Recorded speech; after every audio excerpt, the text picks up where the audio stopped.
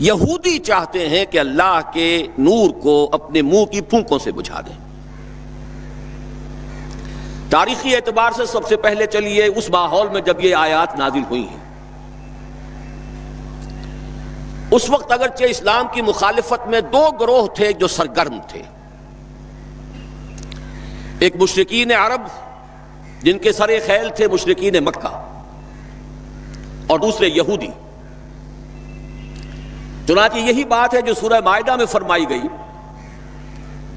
لَتَجِدَنَّ أَشَدَّ النَّاسِ عَدَاوَةً لِلَّذِينَ آمَنُوا الْيَهُودَ وَالَّذِينَ أَشْرَكُوا،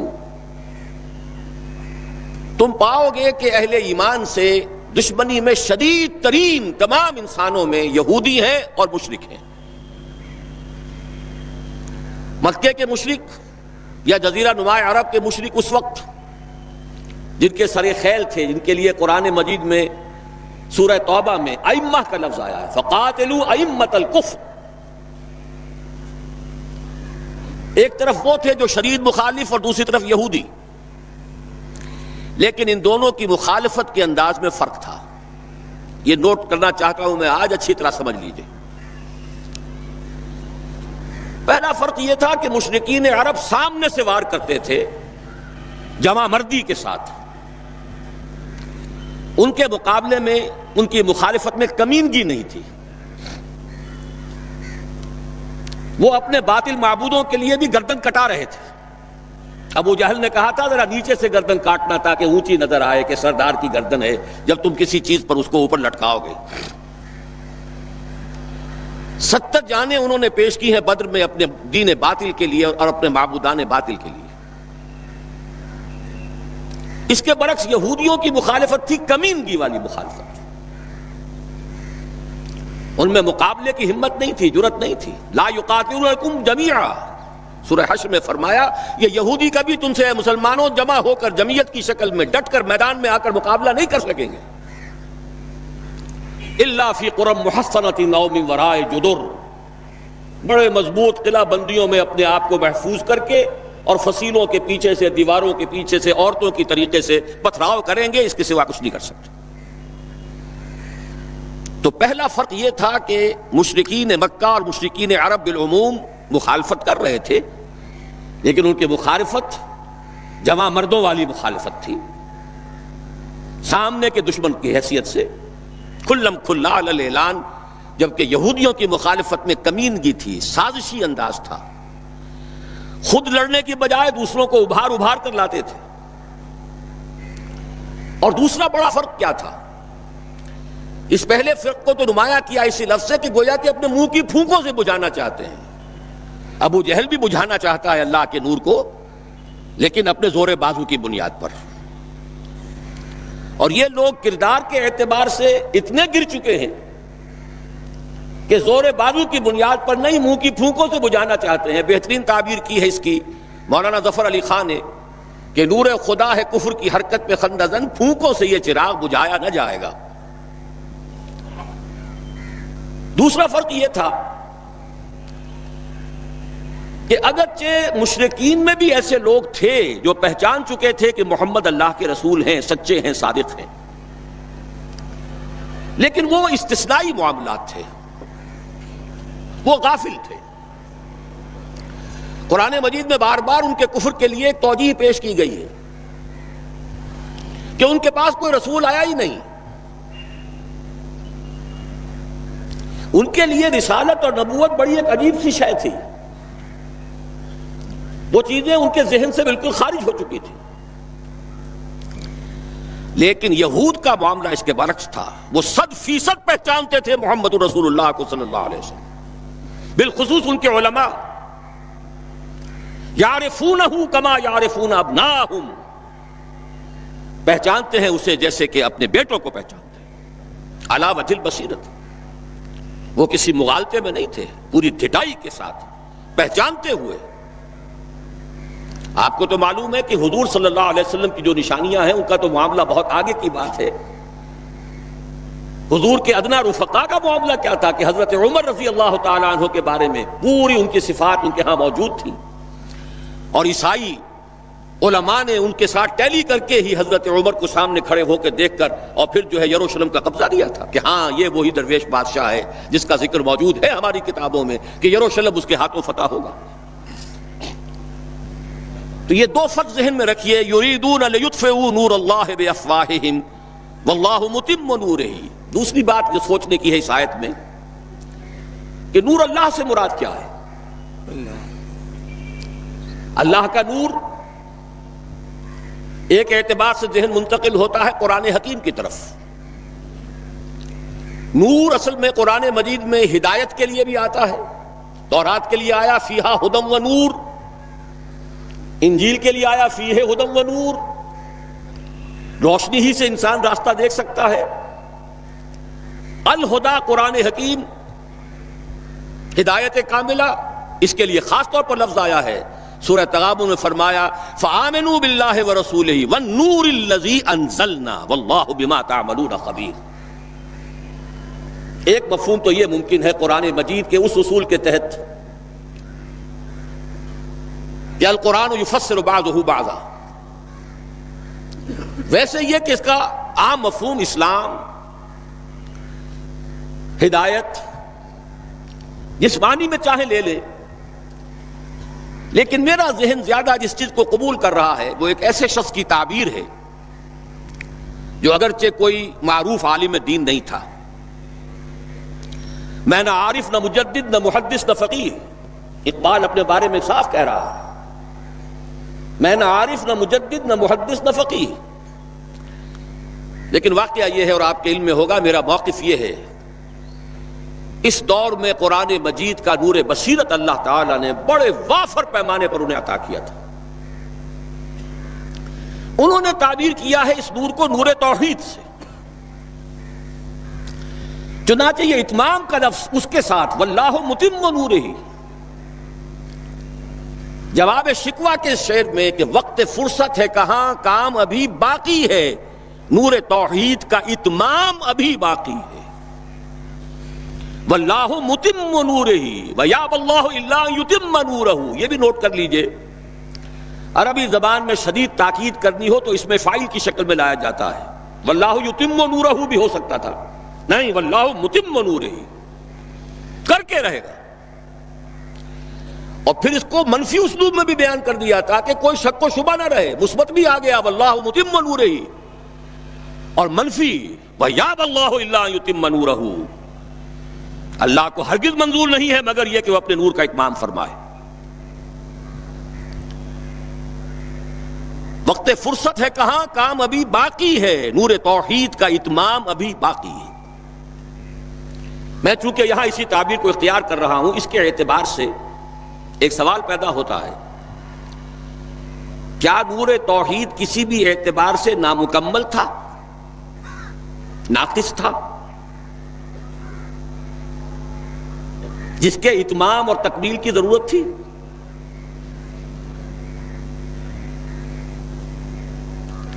اگر میں اس سوال کا جواب ہاں میں دوں تو آپ سب چونک جائیں گے، لیکن میری وضاحت سن لیجئے۔ جہاں تک عقیدے کا نور ہے، عقیدے کی توحید ہے، اور انفرادی سطح پر اپنے عمل کی توحید ہے، توحید کے دو حصے سمجھ لیجئے۔ ایک توحید ہے عقیدے کی توحید، اللہ کو ایک ماننا، ایک جاننا، اس کی صفات میں، اس کی ذات میں کسی کو اس کا ساجی، ہمسر، برابر، ہم پلہ، کفر، ند، ضد نہ سمجھنا۔ ایک عمل کی توحید ہے کہ ایک ہی اللہ کے مطیع فرمان ہو جانا، ہما تن، ہما وقت، ہما وجوہ، مخلصین لہ الدین، یہ عملی توحید ہے۔ تو عقیدے کی توحید اور انفرادی سطح پر عمل کی توحید ہر دور میں مکمل رہی، حضرت آدم کی بھی مکمل تھی، حضرت نوح کی بھی مکمل تھی، تمام انبیاء کرام کی مکمل تھی، نہ ان کی عقیدے کی توحید میں کوئی کسر ہو سکتی تھی، نہ انفرادی سطح پر عمل کی توحید۔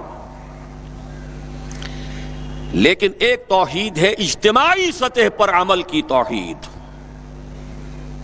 پورے نظام زندگی کا اللہ کے حکم کے تابع ہو جانا،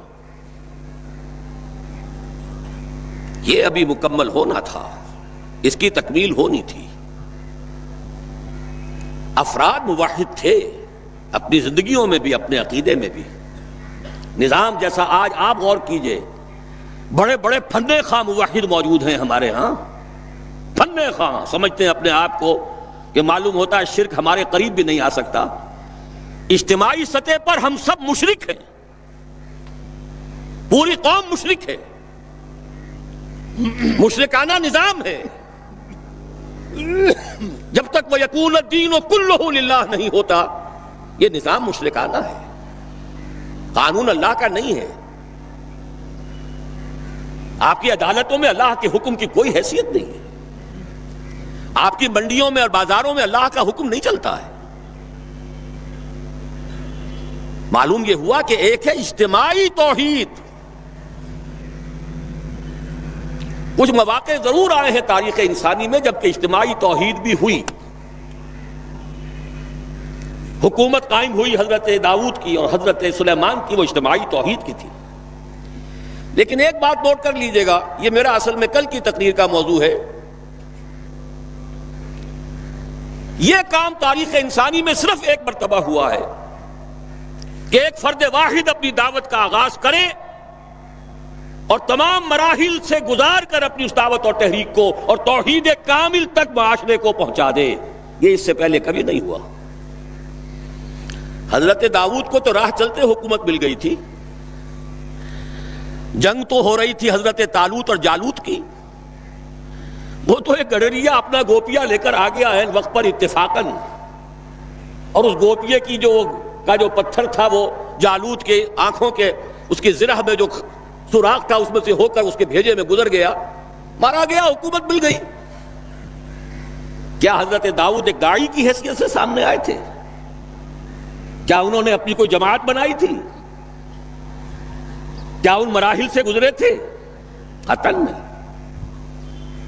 صرف ایک مرتبہ ہوا ہے تاریخ انسانی میں، اور وہ محمد الرسول اللہ صلی اللہ علیہ وسلم.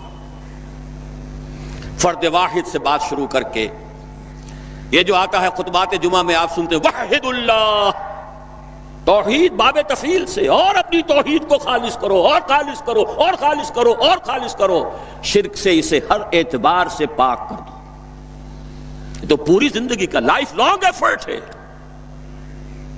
آخری امتحان توحید کا جو لیا ہے ابراہیم کے رب نے. دیکھیں اس بوڑھے کے دل میں کہیں اپنے بیٹے کی، اکلوتے بیٹے کی محبت تو ہم سے زیادہ نہیں ہو گئی. کیسے کیسے امتحانات سے گزر چکا وہ بوڑھا، کیسے کیسے امتحانات. لیکن آخری امتحان دعائیں مانگ مانگ کر بیٹا لیا تھا. فلما بلغ معه السعی، اور جب اب ذرا ہاتھ بٹانے کے قابل ہوا، کہیں اس کی محبت ہماری محبت سے زائد تو نہیں ہو گئی. انی ارا فی المنام انی اذبحک فانظر ماذا تری. اسی لیے جو آتا ہے قرآن مجید میں بار بار حضرت ابراہیم کے لیے آخری سند کے الفاظ آتے ہیں وما کان من المشرکین، شرک کے ہر شائبے سے پاک. تو یہ توحید عملی اجتماعی سطح پر ہونی باقی تھی. اس کا تعلق ہے اگلی آیت سے. یہ کب ہوگی؟ هو الذی ارسل رسولہ بالہدی ودین الحق لیظہرہ علی الدین کلہ ولو کرہ المشرکون. اللہ نے اپنے ان آخری رسول کو محمد صلی اللہ علیہ وسلم کو تو بھیجا ہی ہے الہدا، وہ دین حق اور الہدا اور دین حق دے کر تاکہ غالب کریں. جب تک دین غالب نہیں توحید ناقص ہے. عقیدے کی توحید ہو سکتا ہے کہ ہو، انفرادی سطح پر بھی ہو سکتا ہے، ایک آدمی جہاں جہاں بھی اللہ کا حکم مان سکتا ہو مان رہا ہو، لیکن آخر وہ کسی قوم کا فرد ہے، کسی ریاست کا شہری ہے، کسی خاندان کا فرد ہے، چہار طرف سے جکڑا ہوا ہے رشتوں میں اور تعلقات میں. اس کی زندگی کے کتنے گوشے ہیں کہ جن کو ابھی وہ مشرکانہ نظام اپنی گرفت میں لیے ہوئے ہیں. یہ در حقیقت اسی وقت ہوگا جبکہ اللہ کا دین غالب ہو جائے. هو الذی ارسل رسولہ بالہدی ودین الحق لیظہرہ علی الدین کلہ ولو کرہ المشرکون. مشرک تو کبھی پسند نہیں کریں گے. یہاں ذرا شرک کو سمجھ لیجئے، یہ شرک صرف عقیدے کا نہیں. آج کا سب سے بڑا شرک کیا ہے؟ اللہ کا اللہ کو دو، ریاست کا ریاست کو دو. یہ سیکولر نظام ہے، یہاں پر جو ہے حاکمیت عوام چلے گی. جاؤ مسجدوں میں اللہ کا حکم نافذ کر لو.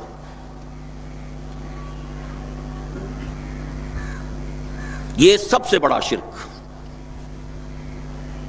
کبھی گوارا نہیں کریں گے. وہ توحید ہو جائے، اللہ ہی کا حکم چلے، سب پر یکساں جاری ہو جائے، سب یکساں اللہ کے حکم کے تابع ہو جائیں.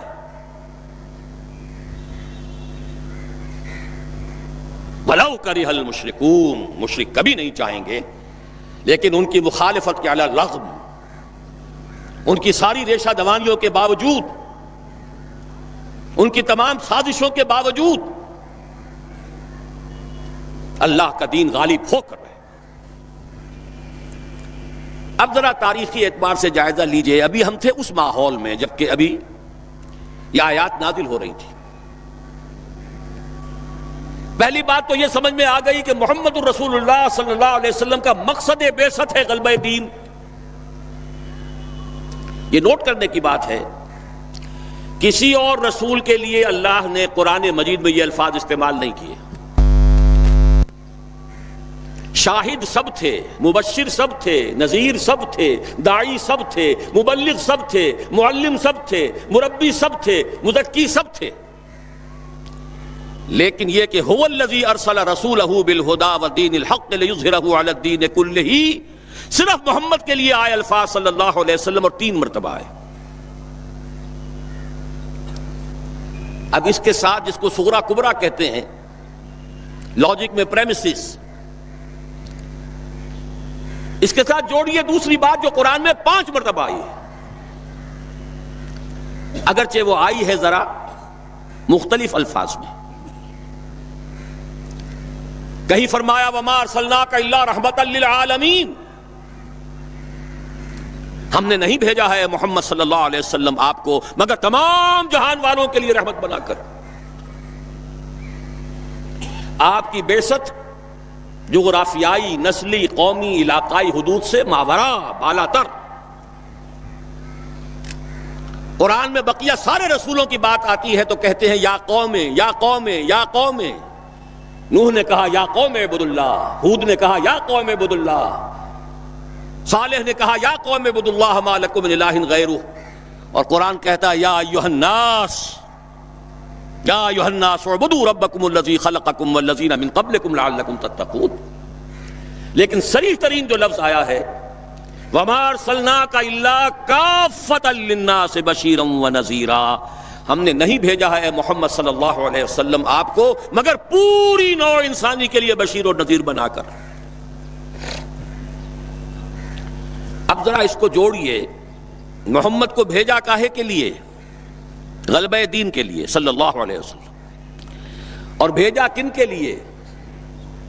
تمام انسانوں کے لیے. کیا نتیجہ نکلتا ہے منطق سے؟ محمد الرسول اللہ صلی اللہ علیہ وسلم کا مقصد بعثت مکمل اسی وقت ہوگا جب پورے عالم انسانیت پر اللہ کا دین غالب آ جائے. ورنہ بات وہی ہے جو اقبال کا شعر سنا چکا ہوں، وقت فرصت ہے کہاں کام ابھی باقی ہے، نور توحید کا اتمام ابھی باقی ہے. لیکن یہ کہ اگر اللہ نے واقعی بھیجا محمد کو دین کے غلبے کے لیے صلی اللہ علیہ وسلم، اور اگر بھیجا ہے پوری نوع انسانی کے لیے، تو ناممکن ہے کہ یہ دنیا ختم ہو جائے اس سے پہلے کہ محمد الرسول اللہ کا مقصد بعثت مکمل ہو.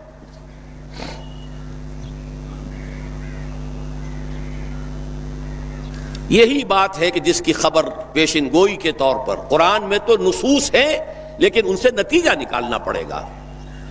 منطق، حضور کو بھیجا پوری نوع انسانی کے لیے اور بھیجا غلبہ دین کے لیے، تو مقصد بعثت کی تکمیل اسی وقت ہوگی جبکہ کل عالم انسانی پر اللہ کا دین غالب آ جائے. اسی کے ساتھ اب ذرا یاد کیجئے سورہ نور کی آیت، جس کو اللہ کے فضل و کرم سے ہم نے کافی عام کیا ہے.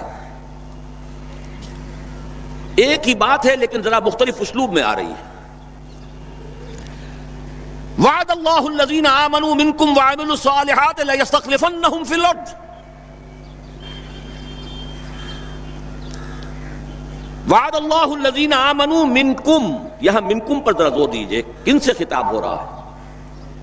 مسلمانوں سے. لیکن ان مسلمانوں کے لیے دو کوالیفیکیشنز، دو پری کنڈیشنز. اے مسلمانوں، اللہ کا وعدہ ہے تم میں سے ان سے جو ایمان اور عمل صالح کا حق ادا کر دے، انکنڈیشنل نہیں ہے.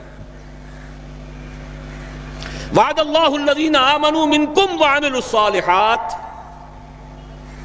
ایمان اور عمل صالح کا حق ادا کر دو تو اللہ کا وعدہ ہے. اور وعدہ کتنا مؤکد ہے، نون مشدد کے ساتھ تینوں دفعہ، اور ایک ہی بات کو تین اسلوبوں میں. لَيَسْتَخْلِفَنَّهُمْ فِي الْأَرْضِ، لامن خلافت عطا فرمائے گا انہیں زمین میں. كَمَا اسْتَخْلَفَ الَّذِينَ مِن قَبْلِهِمْ، جیسے کہ خلافت عطا کی تھی ان کو جو ان سے پہلے تھے. جب مسلمانوں کو خلافت اور حکومت عطا ہو جائے گی تو اس کا منطقی نتیجہ ہوگا کہ دین غالب ہو جائے گا. لیکن اس کو بھی کھول کر بیان کر دیا، وَلَا يُمَكِّنَنَّ لَهُمْ دِينَهُمُ الَّذِي ارْتَضَىٰ لَهُمْ، اور لازماً متمکن کر دے گا، غالب کر دے گا ان کے اس دین کو جو اللہ نے ان کے لیے پسند فرما لیا ہے. الْيَوْمَ أَكْمَلْتُ لَكُمْ دِينَكُمْ وَأَتْمَمْتُ عَلَيْكُمْ نِعْمَتِي وَرَضِيتُ لَكُمُ الْإِسْلَامَ دِينًا. اچھا، جب مسلمانوں ہی کی حکومت ہو جائے گی، دین کا غلبہ ہو جائے گا، تو ظاہر بات ہے مسلمانوں کے لیے بندشیں اور خوف تو ختم ہو گئے. اس کو بھی واضح الفاظ میں وَلَا يُبَدِّلَنَّهُم مِّن بَعْدِ خَوْفِهِمْ أَمْنًا، ان کی خوف کی حالت کو امن اور سکون سے بدل دے گا، کوئی خوف نہیں ہوگا. اب یہاں فرمایا یعبدوننی لا یشرکون بی شیئا، تب جا کر وہ ان کی عبادت اس درجے میں مکمل ہوگی کہ اس میں شرک کی کوئی آلائش باقی نہیں رہے گی. جب تک نظام پورا اللہ کے دین کے تابع نہیں، شرک موجود ہے. عقیدے کا شرک ختم ہو چکا، انفرادی سطح پر موحد بن چکے. لیکن یہ تو تین کام جب ہوں گے کہ اللہ کا دین غالب ہو جائے، اللہ کی حکومت اور مسلمانوں کی خلافت قائم ہو جائے، تب کہیں جا کر وہ بات ہوگی لا یشرکون بی شیئا، پھر شرک کا ہر شائبہ ختم. وَيَكُونَ الدِّينُ كُلُّهُ لِلَّهِ، دین کل کا کل اللہ کے لیے ہو جائے گا.